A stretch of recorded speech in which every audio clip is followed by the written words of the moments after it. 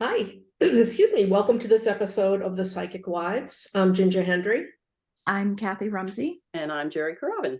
And we are thrilled to have a guest with us today. We have Dr. Jennifer Lisa Vest, specifically not specifically, we'll be talking about all kinds of things, but we wanted to talk about her book called The Ethical Psychic. And it's a great topic, and she has such a wealth of information, of training, of ability, of gifts. So I mentioned before we started this that I was going to actually take some information from her Amazon book, because I didn't want to miss anything. So Dr. Vest is an Afro-Indigenous intuitive, a scholar, a healer. And she does medical intuition, she does Akashic record work, she does quantum healing, and I'm missing all kinds of, I'm sure, the things that she can cover for us. But she has trained and done work in Afro American Hoodoo, Native American Sweatlodge, Jamaican Revivalism, Trinidadian Shango. I don't know what that is. I'm so excited. Spiritualism, Reiki, pranic healing, and has written multiple books now, right? You have other books that are coming out. So welcome, Dr. Vest, and we are really thrilled to have you here. Oh, I'm really happy to be here. Thank you so much for having me. So because of all of what I just said about the depth of everything, can you just sort of start, I would say at the beginning, but you have known about your gifts for your whole life, your whole childhood. So can you take us back sort of to the early years, and how did it come through to you, and kind of go from there? Okay. Well, let's see. Where do I start? I do have a memory of my birth, and have the feeling of being born into a house of spirits, which was the hospital. And because I was born with empathic gifts, gifts that were kind of set me up to be a medical intuitive, I was really sensitive in hospitals, and I used to have no tolerance for being around sick people or hospitals when I was younger. So I have this memory of being born into this terrible place, because hospitals are full of spirits who passed, suddenly and traumatically, and they're very unhappy with their deaths. And so they hang around the hospital. And then, of course, there's a lot of sick people there, too, who are unhappy. And so it's, we need to change that. We need to change hospitals. But when I was very young, I really can't remember when it started, but I always had these experiences when I was a small child of my spirit teachers, or these different spirits coming and pulling me out of my body at night and taking me on adventures or taking me to spirit school. And when I was young, I had these really clear sensations that would let me know I was about to leave my body. And when I got older and I started reading a lot, I read all of Robert Monroe's books on out-of-body travel, and I then, began to understand it more, but all these vibrations. And then when I was a kid, I used to just remember feeling like I would get really big and then really little and then really big and then really little. And I would always get a little scared when that was happening, because I knew that when that was happening, I was about to leave. And I was pulled out of my body, because when I was young, I didn't know how to, consciously or willfully leave my body. And so I was always pulled out. And I would have these light beings that would take me to spirit school.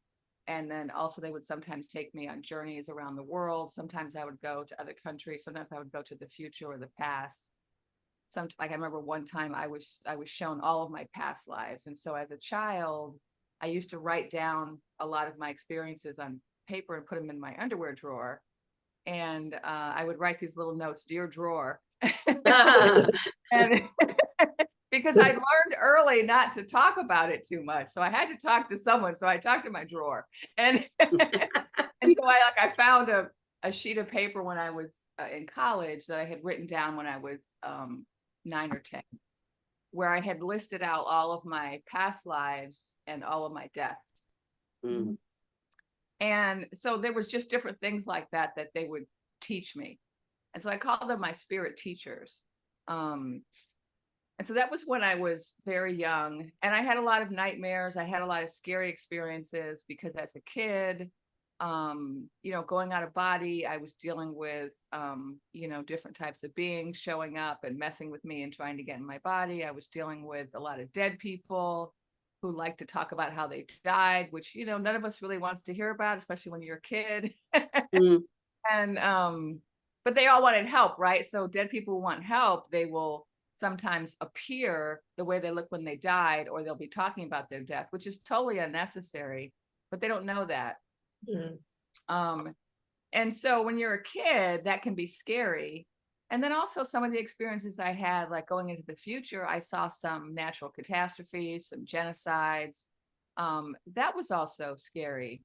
And so I had a very ambivalent relationship to my gifts growing up. I also, predicted things. Like when I was 12, I saw that my cousin was going to die. And then we got a call the next day that he died. He had died violently. So it was very shocking. It wasn't expected. He was very young.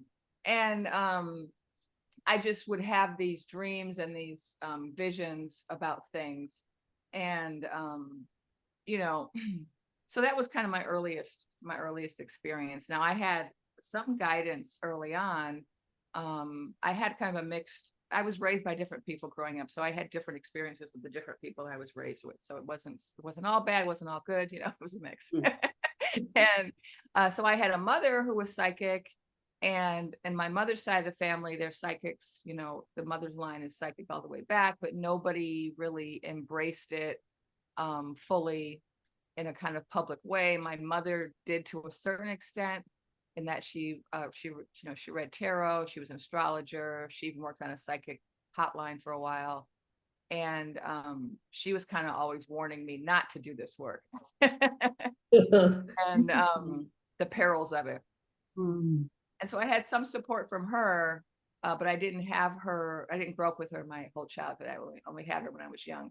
And then on my father's side of the family, my great grandmother was gifted, and she identified me early on as the person in my generation with the gift. And she was kind of teaching me, but she died when I was 10. And she continued to work with me from the other side, but it was different, it's not the same. But so I did continue to get teachings from her on like herbalism and some hoodoo and some certain traditions. So I had that, but most of my training when I was really young really came from my spirit teachers. And then as I got older, teachers just kind of kept showing up in my life, and I wasn't seeking them out. But there was no way I could get away from it. And so in my 20s, I was an academic. I was all about being an intellectual and had an academic career. And that was the path I was on. And I didn't want to get derailed by all this psychic stuff. And there was just so much negative talk about psychic stuff in, intellectual circles, that I felt, I needed to kind of keep that under wraps. But in my 20s, I went to, where was that? I went to Trinidad, and I was doing my master's degree, and I ended up deciding to do my master's degree on women healers in Jamaica. But, as I was trying to formulate my thesis, how did I end up, studying healers, right? So I was interested in something in Caribbean history, and I'm part Haitian, and I was interested in, African, Native American, African American, Caribbean, and I ended up focusing on Caribbean. And so I went to Trinidad with this Shango temple. So I was in DC, and I started going to this Shango temple in DC, and Shango is an Afro-Caribbean tradition that's, it's a mixture of traditional African religions from West Africa mixed with Catholicism. And so this is what the people who were enslaved in the Americas had to find a way to preserve their culture by hiding it in Christianity. And so there's a number of traditions like this: Santeria, voodoo, Shango, Revivalism, that are combinations of traditions. And so Shango, I started going to a Shango temple in DC, and I thought that I was, studying it. I was going to write this thesis, and I went to Trinidad. And as soon as I got to Trinidad, all of the women, the mothers, so the tradition is run by mothers, it's run by priestesses.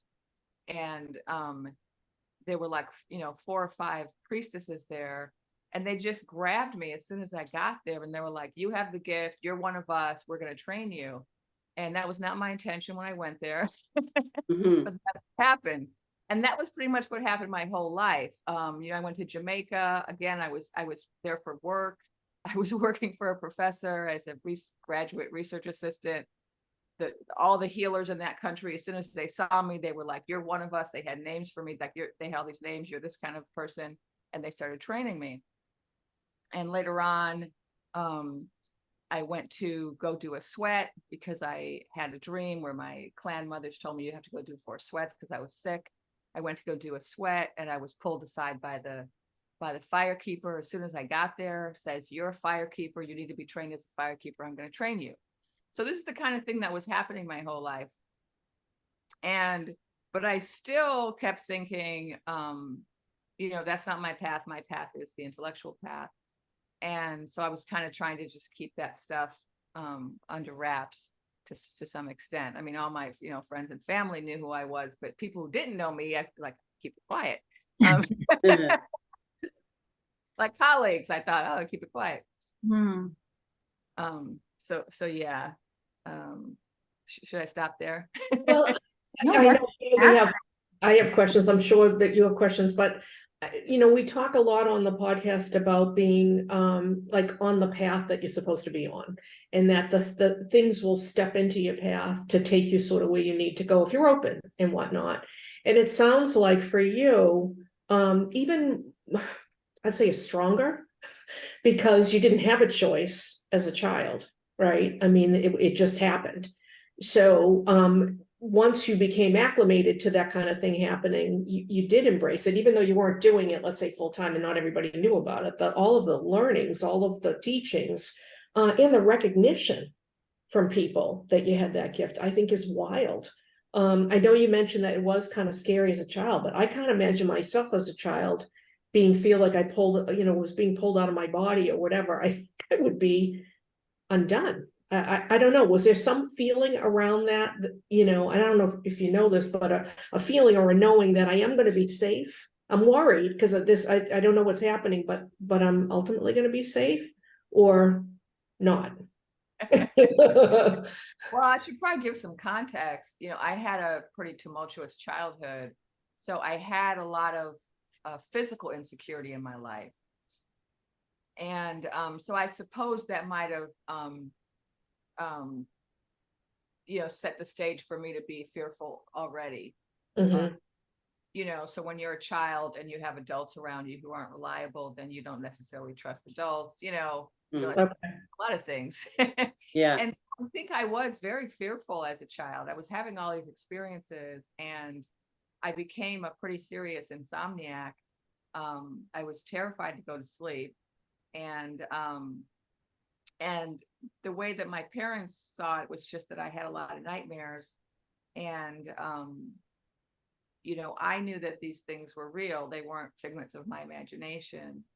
But I didn't really, when I was young, understand why I could have these incredibly beautiful experiences in the other world, and yet I would come back and I would have these battles with, malignant or mischievous spirits. And so that part of it I didn't understand when I was young, and now that's one of the things that I teach people about is, if you can deal with your emotions in your current life and deal with your fears, then you're not going to have those scary experiences. But I had a kind of unsettled childhood, and so I was predisposed to have scary experiences because I was emotionally fraught, right? Right. And so I did have these really beautiful experiences. And what I had a very strong feeling of I remember when I was 12, I got to this point where I was like, why do I have to be here on planet Earth? because it's so much better on the other side. Everyone's so loving. There's no war, there's no fighting, there's no negativity. And I remember I got to this point where I was just very very disappointed that I had incarnated. And found myself constantly asking my spirit group. So I have this council of 12 that I work with. And when I was younger, I saw them as classmates and teachers. And then over time, they kind of morphed into a council, and they've appeared in different ways over my lifetime, according to what I need. And that's how it works, right? We see things the way we need to see them according to our own spiritual development. And when I was younger, it was me going to class with all my classmates, and they were like, "Oh, you're so lucky, you get to be on planet Earth." And I was like, "Lucky? You all get here where everything is beautiful, and I've got to go down to that nasty, dirty place." Right. But all those crazy humans. And they kept trying to convince me over the years that I was the lucky one, because for some reason I was the only one in the group who incarnated, and the rest of them were on the other side, just waiting for my reports. And it took me a long time to accept that, because it's just so beautiful over there, and the place is just so filled with love. And so I think as a child, I had both experiences. I had this really beautiful, loving experience often with my spirit teachers, and my going over there, and I was learning things. They were teaching me things. And so I had this very strong feeling of getting teachings, and that was very good. But then I also had scary experiences with dead people and these weird spirits and stuff. So I want to go back to what you had said. So you had these two, everywhere you go, people are saying, you have the gift, you have the gift, I'm going to teach you, I'm going to train you. And you kept saying, yeah, okay, but I'm still, that's not the path. I'm still going over here. Do you remember the actual point where you say, okay, I guess it's like, okay, I am waving the white flag. Yeah. like, Yeah. do you remember how that felt, or when it was? I'm hard-headed, and so the way that it had to work for me was I got really sick. And I got really sick, and at this point I was a professor, and I was having serious health issues. I was going to lots of different healthcare practitioners. I was going to naturopaths and acupuncturists and allopaths, traditional mainstream doctors, and I was doing therapy and all kinds of alternative different practices, and I wasn't getting better. And so my dad, I was visiting him in Phoenix, and he said, "Hey, I want to take you to this medical intuitive I know." And this was a long time ago, and medical intuition was a really new field.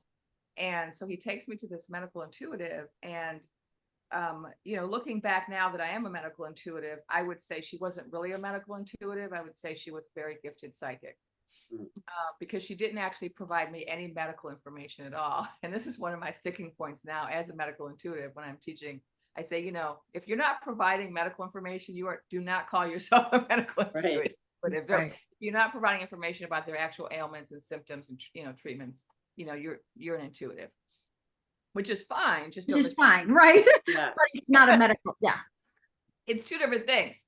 Yeah. And so she didn't actually like at the time I was having some seizures, and like she couldn't tell me anything about my brain, what was going on with my brain. And so I was kind of disappointed with that, but she was amazing and in many other ways. And she told me, "Hey, the reason that you're sick is because you have all these gifts and you are not embracing them. And if you don't embrace them, you're going to stay sick." And so I was like, "Oh, well, I'll do whatever I have to do to get better." Right. Yeah. So she's like, "You've got to enroll in some psychic development classes, and you have to take this seriously." And so that was the first time that I chose to find teachers. Prior to that, teachers were always finding me. Right. And so I actually went and took a class, and that led me to the spiritualists, and I ended up moving into a spiritualist community and spending 5 years studying with all of these different teachers in the spiritualist community in Florida. mediums and healers and psychics, and just getting really serious about choosing to train. Neat. And so now you teach classes. Yes. What do you teach? You teach a medical intuitive class. Yeah, so I've taught a number of things. Right now, I have a medical intuition class on my website, which is an on-demand class you can take at your own pace. And I also have been teaching classes for the Shift Network. And so I've been teaching Indigenous Medical Intuition for the Shift Network. I taught an intro Indigenous Medical Intuition class and also a more advanced class. And those were live, but now they're recorded. You can take them as on-demand recorded classes.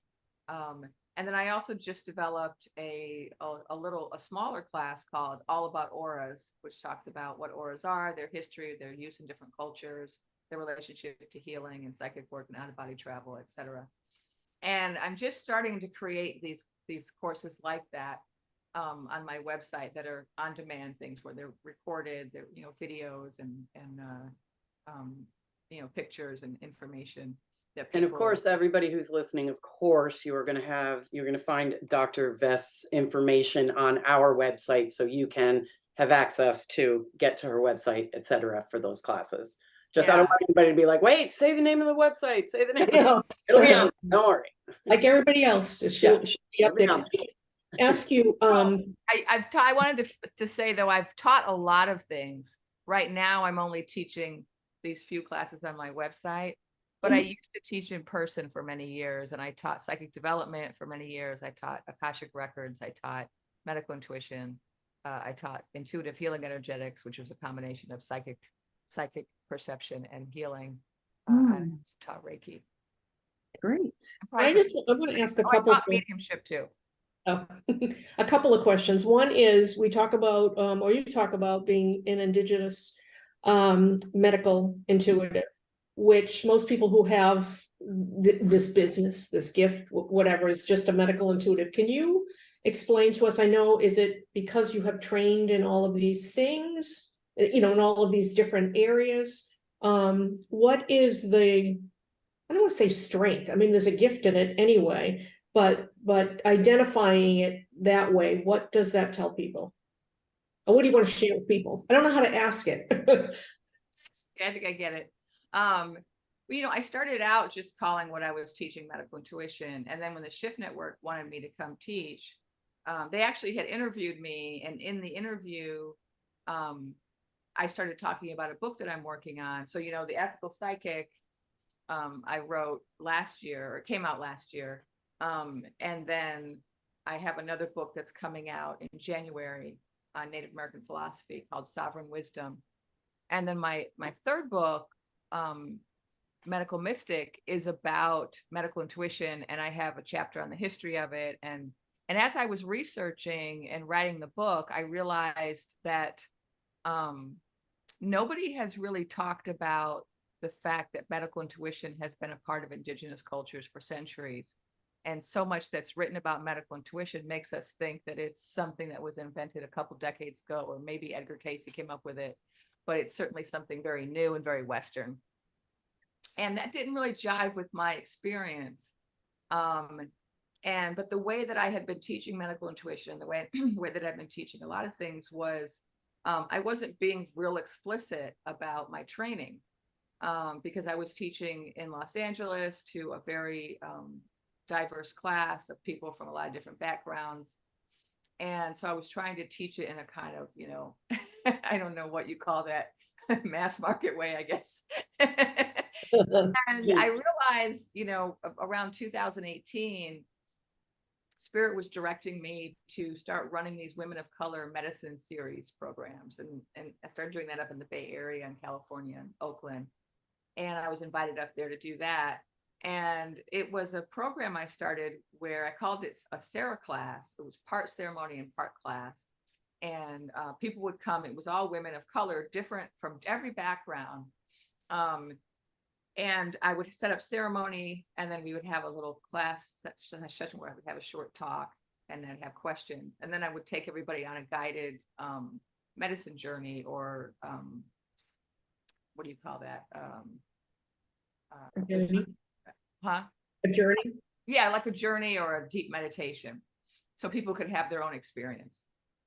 And I started doing those classes, and at that point I realized that it was okay, like in that context it felt okay to be very explicit about the different trainings I had and what I had learned from my teachers, and to not feel like I had to kind of package it in a way that was not culturally specific.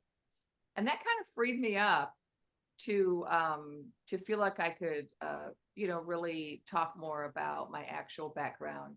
And so when this opportunity came along with the Shift Network to do a class, they said, well, why don't you just do a class and just call it Indigenous Medical Intuition, then you can just really teach all of that.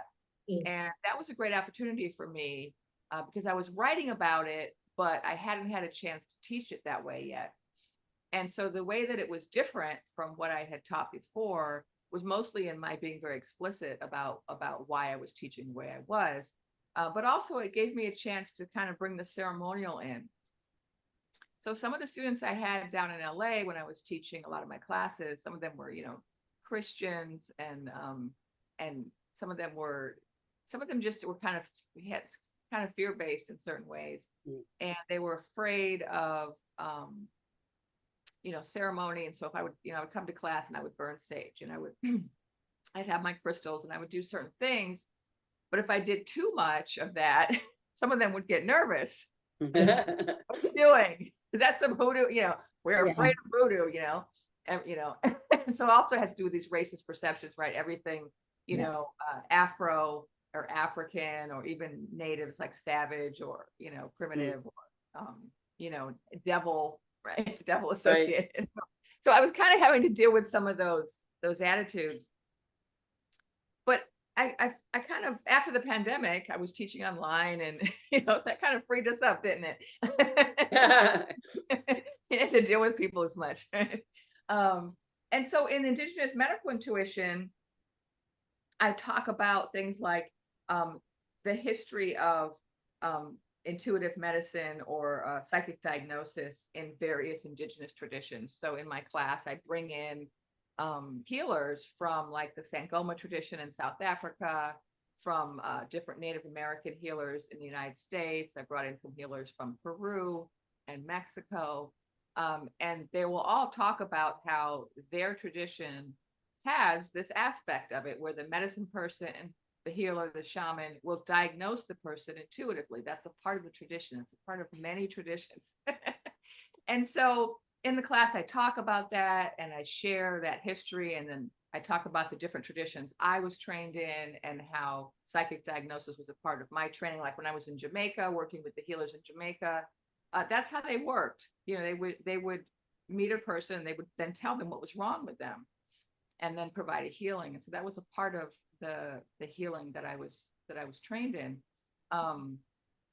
And then I also in the class, I also talk a lot about sacred space and working with plant and animal allies. And so these are Indigenous aspects of the tradition that you don't see in the more mainstream medical intuition classes. And so I talk about setting up altars. I talk about working with rocks and different plants, and about setting up your space and how you pray in your space and how you use music and different things, elements to create a certain energy in the room, to protect yourself, to protect your client, to set your intention.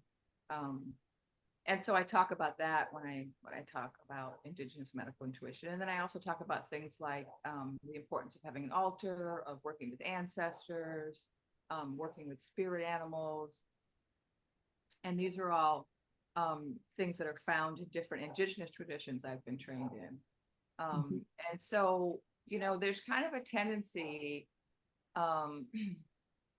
in mainstream kind of courses on psychic development to pare everything down and take away all the tools and all of the cultural context. You're just supposed to be like in a room, in an office, like a doctor or someone else, and you're just going to give someone a reading, and you're not supposed to necessarily have any tools. And in fact, when I was trained by the spiritualists, they were really adamant about that. Like it was like a diehard rule that you could not use any tools. They were really anti-tools. And I do think that's a valuable way to learn. I think it's good to learn how to work without tools, because some people, they become dependent on their tools. Mm. So I have learned I can read anyone, anywhere, under any circumstances. I don't need anything to do that. However, as I got older, I began to reflect more on why was it that in the traditions I was trained that were people of color traditions, why were there always, why was there always smoke? There was always music. There was always rituals. And as I reflected on it more, I realized that, having those tools is a way of safeguarding the space and protecting everybody. And it's also a way to maintain your intention and to protect you from negative forces. And certainly if you're an advanced healer, you can do your work without that. But you are, so you can work without that, but why? Right. Because what I found over time is that my clients really benefit from those rituals. Yeah. And that's what a lot of it's about. A lot of the rituals are not about the healer. When you reach a certain level of accomplishment, you don't need to burn sage to do a healing. Mm-hmm. You already know how to maintain your energy. But when you do it, it helps your client. It relaxes them. It makes it allows them to get their mind in the right frame of mind, like they're prepared for what they were there for. The music that I use, it helps to like when people come in and they're anxious or they're in pain or whatever, the music helps. There's a lot of benefit to the different rituals. And I think that clients who do readings with us, whether it's an animal reading or mediumship or for medical intuitive readings, people don't understand that because the intuition stuff has gotten so mainstream. Like I had someone who I do my readings over the phone, and she was driving home. And I was like, no, you can't be driving in your car while I'm doing your reading. That's not how the process works. Yeah. So, what I can tell by your reaction that what I'm talking about. It's like there has to be some, it's something we don't understand fully, and it really doesn't fit into our world. Like it's not this is not a regular phone call, Yeah. That's funny. Yeah. The challenge is now that we're post-pandemic and we're doing so many things online and on the phone, is that it's harder to control the environment. When I used to see clients in person, they would walk into my space and, I would have burned stuff and I had my crystal grid up and my music playing, and I was able to have some impact on them and their energy. And I would also take my time. If they weren't ready, I would delay, and I would be like, doing all this extra stuff. Oh, I got to change the music. Oh, I've got to burn some more stuff. Why? Because I'm waiting for them to get ready. Yeah. Right. Yeah. They need to stop with the, put their phone away, Put the phone away.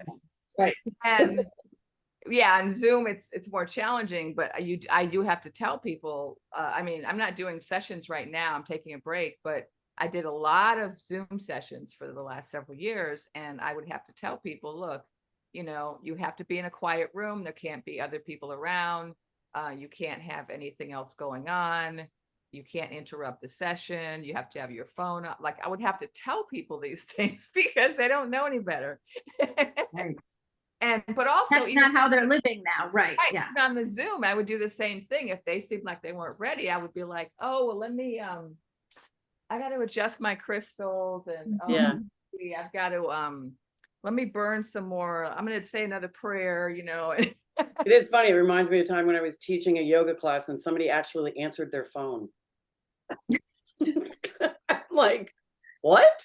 I almost didn't know what to say because I'm like, what? Yeah, people have lost, they've lost track of the idea of sacred space versus Yeah. versus day space. It's not the same. Yeah. Got to set yourself aside and set your life aside and be in this different space to do this work. Yeah, and that's one of the strengths, I think, of Indigenous practices, is they always have so many mechanisms and rituals to bring people into that way of being. So when I was teaching my Women of Color Medicine series, that was my first time really running ceremony a lot.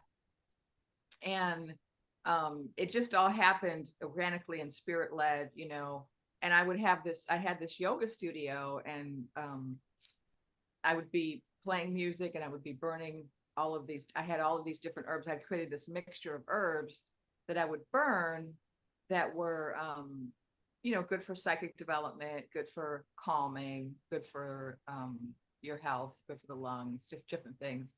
And I would burn them in the four corners of the room, and people would file in, and they would sit on the floor on these cushions in a circle. And for the first like 20 minutes, I didn't talk. There was nothing, they were just having to sit in the music and the smoke and kind of get into that ceremonial space. And there's not really any replacement for that, No. when a person just goes into a space and they just have to kind of let go of everything else and just kind of be in that space without talking, without doing things. And what's amazing is how healing just that act can be for some people who aren't Oh yeah. used to doing that. Well, To yeah, just sit because quietly in that environment is so helpful. yeah, people are so stressed. People have so much going on, and they often don't give themselves that opportunity, or they don't feel that they can take that time. Right. And so it's so good if someone else like myself can provide them a space where they can kind of shut off and go see how it can be. yeah Yeah. yeah Can you can you talk a little bit directly specifically about the book, yes did The Ethical Psychic? yeah, and I love to get questions, so if you read it and you have any questions based on what you read, that's great too. I wrote this book, really it was kind of spirit written, I think as a direct result of a lot of experiences I had, both as a teacher and as a psychic working with other psychics. I just observed a lot of unethical behavior, and I found myself again and again in situations where I had to part ways with colleagues because they were behaving in ways that I couldn't sign on to. And then I also just had a lot of students that I noticed, so many students now, they want a quick, fast, and dirty way to develop gifts. And weekend warriors. Yeah, they want to learn something really fast, and they don't want to talk about the ethics, and they don't want to they don't want to deal with ritual. They don't want to deal with, intention. And they want to do things in a way that is dangerous. And I did see some of my students, kind of disregard what I say and go off, stop taking my classes, go off, get involved in what I call filthy magic, and get themselves into trouble. And so I was always talking about ethics in my classes. I taught this psychic development class every Wednesday night for about 6 years.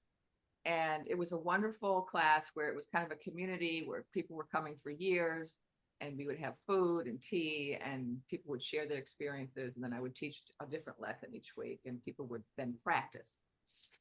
And it was a wonderful community. And I was always talking about ethics, and they were kind of getting annoyed, some of them, like, you're talking about this.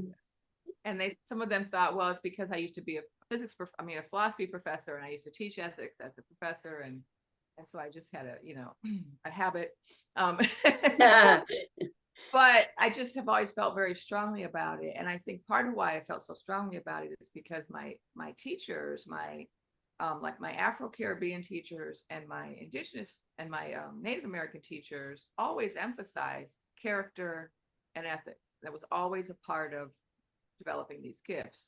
Mhm. And so I was always talking about it. And I realized that, nobody was really teaching this. There was no books on it. Like the students, when part of why they were complaining about it is because when they took classes with other teachers, nobody else was talking about it. So why was I harping on about it, right? Mhm. And so I thought, well, there needs to be a book so that anybody studying psychic development can find out what the risks are, what the best practices are, what steps you can take to make sure you don't harm anybody.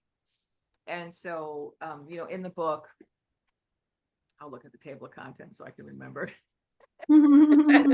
Talk about the traits of an ethical psychic, the risks of psychic work, and then I talk a lot about interfering with the will of others, and I talk about how you can misuse your psychic gifts to interfere with people's paths, both on this side and on the other side. So I also talk a lot about spirits, and I talk about portals and possession. So because I'm a medium, because I have a lot of different backgrounds, the book covers a lot of different types of practitioners. And so it's called The Ethical Psychic, but it really could be called The Ethical Medium, The Ethical Healer, Right. Ethical Spiritual Teacher. And I talk about, working with spirits, working with soul paths. I talk about cultural appropriation. I talk about fake gurus, people who set themselves up as experts on cultures they weren't actually trained in, or people who are actually trained in their tradition, but then they use that training or they use their gifts to control people, to exploit people financially or sexually. Some people have told me that they find this book helpful for people who are clients of psychics or mediums or healers, or students, like if you're looking for a spiritual teacher. I give a lot of red flags in this book, what to look for, what to, run from. That's really great. It's really great. It is, Yeah. and the umbrella of sort of what is in the book and the way you teach and the way that you are in the world is things that we've talked about too. The main reason that somebody would want to be in this or on this path is to be of service. So be of service. You say to be humble, to be authentic. These are all things that we talk about that come up a lot, because there are a lot of people out there practicing. I got somebody come for a reading and say, whatever information is coming through, and say, well, how come so and so told me that blah blah blah? I don't know. I have no idea why they would say such a thing. And so, being authentic, being humble, being self-aware, And being you of know, service, in it to be being of of service, service. not making money. Like our goal is not to be wealthy here from doing And if this. I mean, whatever's supposed to happen will happen if you are on the right path, but going into it, and I remember, I think it was you, maybe Kathy or Jerry, talking about one of the people that you studied with who said, I'm tired of people coming into it was mediumship class, tired of people coming in my class. They're going to write a book. They want to teach a class for a lot of money. I mean, they're not coming in to be of service. They're coming in so that they can get serviced. So, there's a lot of people out there doing it. And I think that's a byproduct of this realm becoming more mainstream, right? It's a catchphrase now too, the spiritual world stuff. Right. Part of the problem is that we don't have, credentialing. We don't have structured training. We don't have licensing. Right. And so I think that's the next step. One of the things I'm working on is creating my own school, Metatron's Academy of Spirit and Science, where I'm going to bring together people to study psychic work, intuitive healing, but also combine it with science and other fields. Because I see, on the one hand, we have in the psychic kind of healing world, you have a lot of people who are teaching who aren't really qualified to teach, and who are, kind of like you said, they're taking a class and then all of a sudden they're a teacher now. They're writing a book and they just learned it yesterday, but now they're writing a book and they're teaching a class on it. So we don't have the standards and we don't have any kind of oversight of what people are practicing, what people are teaching. And as a result, there's a lot of charlatans out there and a lot of people who just don't know what they're doing. And then they give the rest of us a bad name. Mhm. And a lot of people out there are looking for an excuse to give us a bad name. So they only need a couple of examples. Right. They go to one bad psychic and all psychics are frauds, Right, right? right. And so, yeah, we are judged very harshly and unfairly. But we also don't have any kind of, kind of community oversight. And this is also one of the things we lost. So like when you're training in an Indigenous community and you have to manifest certain signs, first of all, to be on that path. You don't just pick yourself. You don't just decide, I want to be a healer. No, you have to manifest certain signs and then other people have to identify you. And then you go through a long training. And then you don't just get training, but you're evaluated on your character. And, and so there's all this big, long process. And then there's a community that is, there's consequences, if you don't do a good job, and so we don't have any of that. Right. And so we have this new model and that's okay. We don't have to do things the way they used to be done. We can do things in a new way. But now that we don't have all of that kind of oversight and intensive training and community involvement, we need to have something else. We need to have something else, some kind of way of having people be accountable and some way of making sure that people are, actually talented. Mm-hmm. And we don't have that yet. So I'm hoping that's what we're going to have in the future. Interesting. How that would work too. I mean, I know. I think all three of our heads are spinning right now. With, Well, going through our past experiences and yes. how could that work? How could we make this happen? The thing is, it would have to be psychics overseeing psychics, and that hasn't happened. It's like who's studying psychic development? Scientists, but they're not psychic scientists, and so they're not qualified to study psychic work. And we see the same thing in medical intuition. So like the term medical intuition was coined by Carolyn Miss and Norm Shealy. And, we should be very grateful to them because they did bring this, into the forefront. They wrote these books about it. They popularized the term, and it's been really a valuable thing that they've done. Mm-hmm. However, Norm Shealy was trying to study psychics and medical intuitives. And so he's written about that, but he's not himself an intuitive.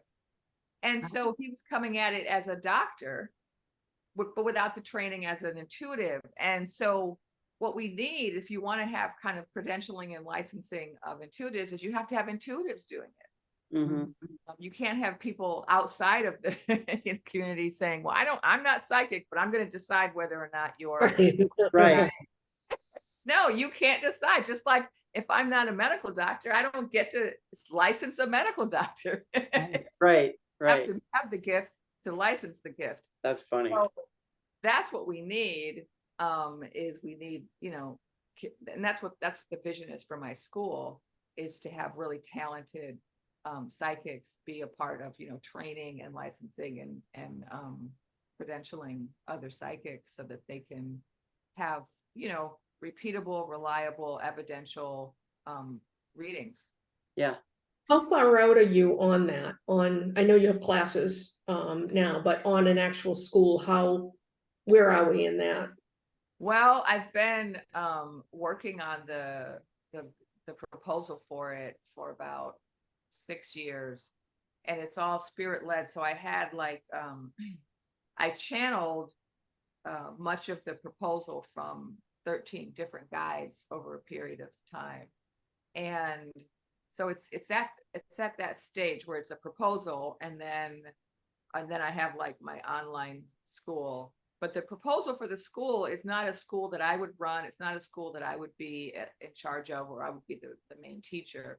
I'm just the founder, and the guides are working through me to create the vision. And so what I need to do, this, they've been giving me steps. What I'm supposed to do is once I finish the proposal, I'm supposed to publish it, and then people are going to show up to form the councils. So there's going to be a founding council that helps to found it, and then there's different councils that run it. There's no hierarchy, there's no figurehead.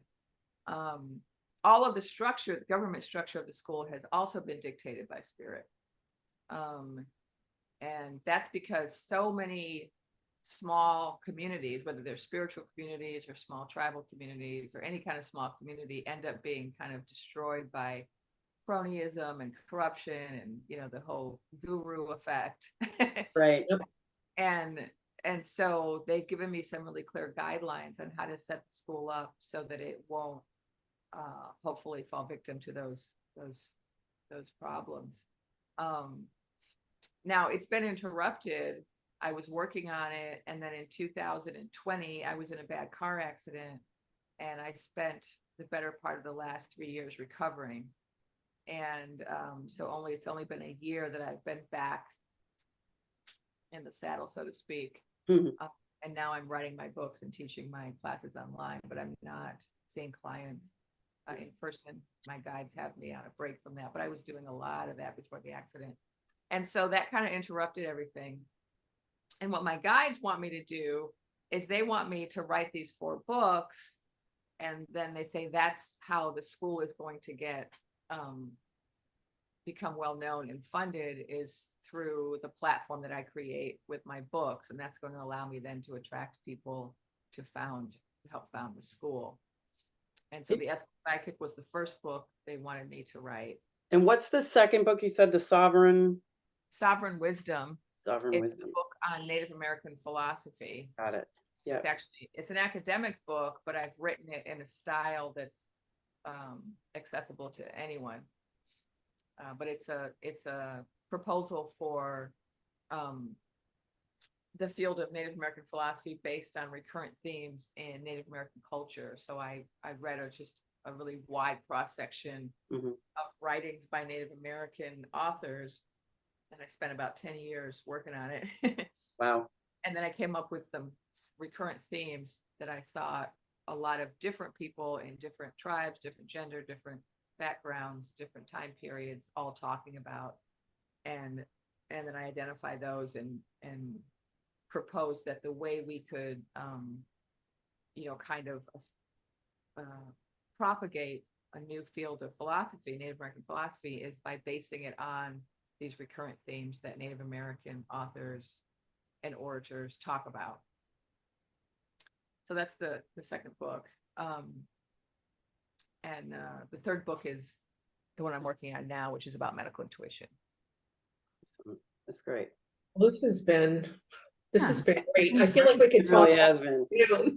We can go all over. We have a tendency sometimes to ramble and go off path, but we are so happy that you were able to join us. And again, to our listeners, thanks for staying with us. And please check out Dr. Jennifer Lisa Vest. Her information will be on the Psychic Wives website. And you have more than one website, though, correct? Do you? Or is it just one website? I do, but people could just go to the drvestmedicalintuitive.com website. Okay. That'll be on our website. Yeah. Yeah. Website. So thank you so much for joining us. I hope you come back because there's so many more questions. Oh my God. Yeah. I actually want to get a copy of your book and read it, and then maybe we could have a whole discussion around that, because that is such a big topic. Yeah. Well, Yeah. I know, and I have it on Audible. I should have got the hard copy because I'm better visual. Yeah, to make notes. Right. Yeah. So, okay. Well, thank you for being with us today. And until next time. Be well. And So be much. kind. Thank Thank you. you. Bye.